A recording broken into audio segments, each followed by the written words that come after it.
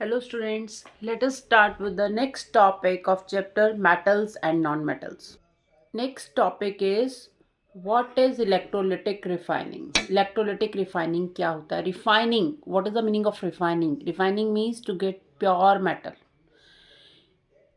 Electrolytic refining एक ऐसा process है जिससे हम ओर से या इम्प्योर मेटल से प्योर मेटल को गेन कर सकते हैं। ठीक है, और ये इलेक्ट्रोलिट इस प्रोसेस को to get the pure metal from the impure metal और ore, that is called electrolytic refining.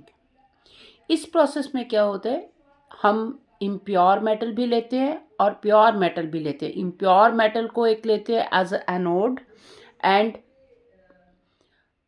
जो प्योर मेटल होती है उसको लेते हैं एज अ कैथोड।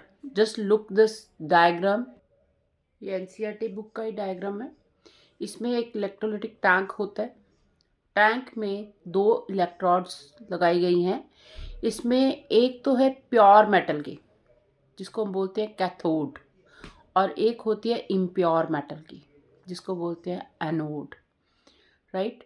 और इसमें हम मेटल जिसका हमने प्योरिफिकेशन करना है उसका मेटल सॉल्ट लिया जाता है। सपोज जैसे हम कॉपर को प्योरीफाई करना चाहते हैं तो कॉपर का salt in the molten state, मतलब सॉल्ट डिजॉल्व इन वाटर। ठीक है, कॉपर सल्फेट पानी में डिजॉल्व करके हम उसको एज अ इलेक्ट्रोलाइट लेंगे। दिस इज ब्लू कलर में शो किया हुआ है, this is we have taken electrolyte copper sulphate.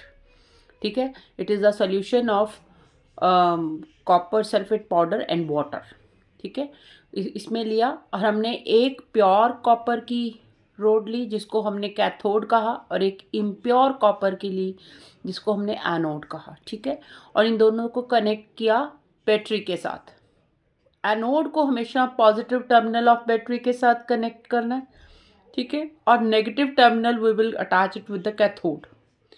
इसको कैथोड के साथ, मतलब कैथोड के ऊपर नेगेटिव चार्ज आ जाएगा, एनोड के ऊपर पॉजिटिव चार्ज आ जाएगा। अच्छा, अगर कैथोड के ऊपर नेगेटिव चार्ज आता है तो कैथोड किसको अट्रैक्ट करेगा? पॉजिटिव चार्ज को। ठीक है ना। अब कॉपर सल्फेट सॉल्यूशन हमने डाला, कॉपर सल्फेट सॉल्यूशन में जैसे ही हमने करंट पास किया, राइट, करंट पास करने के बाद जो कॉपर सल्फेट है, कॉपर सल्फेट में after passing current it will decompose into copper ion and sulphate ion.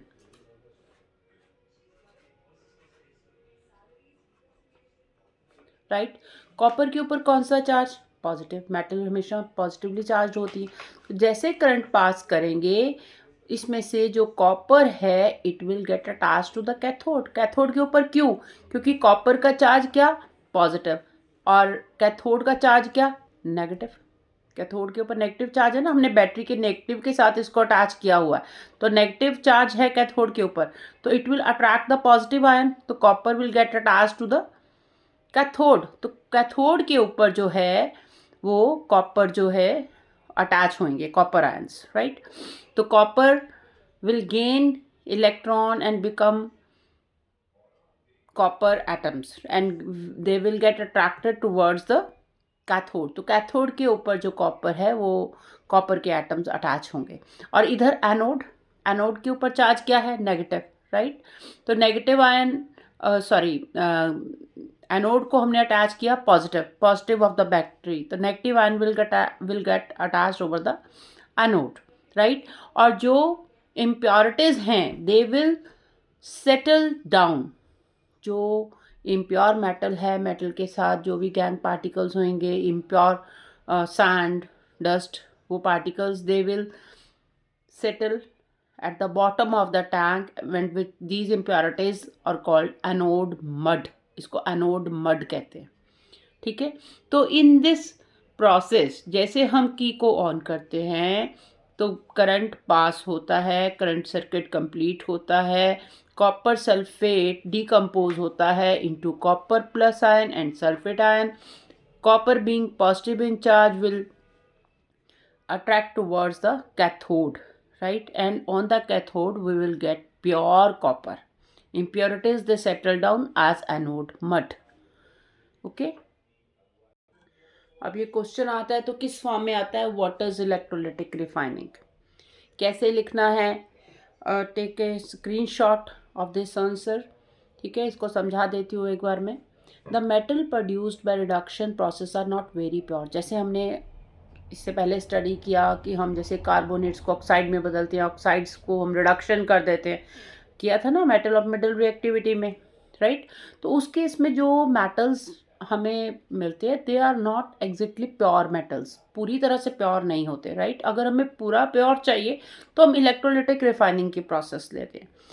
अब जो मेटल्स हमें रिडक्शन से प्रोसेस से मिलते हैं, जैसे पहले हम मेटल कार्बोनेट्स, मेटल सल्फाइड्स को ऑक्साइड्स में बदलते हैं, ऑक्साइड के बाद हम उनका रिडक्शन करते हैं, प्रीवियस लेक्चर में आपने स्टडी किया था। अब उससे जो मेटल मिलते हैं वो प्योर नहीं होते, उनमें इम्प्योरिटीज़ होती हैं। They contain impurities which must be remove to obtain pure metal. अब वो इम्प्योरिटीज़ को रिमूव करना पड़ता है अगर हमें प्योर मेटल चाहिए। The most widely used method for refining impure metal is electrolytic refining। और अगर हम ये कहते हैं कि हमें प्योर मेटल चाहिए तो हमें फिर इलेक्ट्रोलिटिक रिफाइनिंग करनी होगी। इस प्रोसेस में क्या होता है, in this process impure metal is made the anode. जैसे अभी मैंने बताया डायग्राम, एनसीईआरटी का डायग्राम है बेटा वो, इसमें इम्प्योर मेटल एनोड बनाता है, pure metal sheet make the cathode and water soluble salt of metal is taken as electrolyte. जो कॉपर सल्फेट सोल्यूशन मैंने बताया ना कि कॉपर सल्फेट पाउडर को पानी में डिजोल्व करेंगे, कॉपर सल्फेट का सोल्यूशन बनेगा, वो एज इलेक्ट्रोलाइट होगा।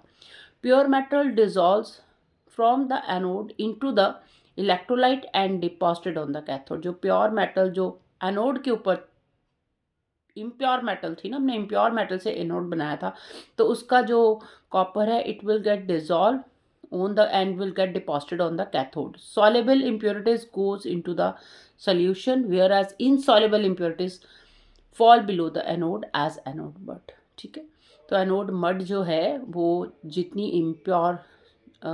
impurities होती है, impurities they settle down on the tank, that is called anode mud। ठीक है, copper sulphate in solution give copper ions and sulfate ions। Copper sulphate जब आयनाइज होता है, मतलब आयंस बनाता है, तो Cu2+ और SO4 2- आयंस बनाता है। इसका पहले स्क्रीनशॉट ले लीजिए।